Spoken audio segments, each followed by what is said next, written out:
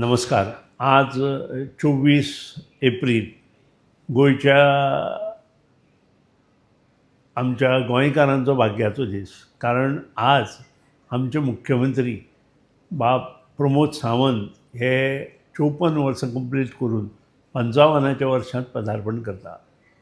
ताच्या ह्या वाडदिसा दिसा ताका मनपसून म्हजे आनी म्हजे कुटुंबियां शुभेच्छा व्यक्त करता आसतना ताणें गेलीं 7 वर्सां जें काम गोंयकारां खातीर केलां तें खूब मोठें काम आसा आनी अशेंच काम ताणें मुखार करीत रावचें अशें मनपसून म्हाका दिसता.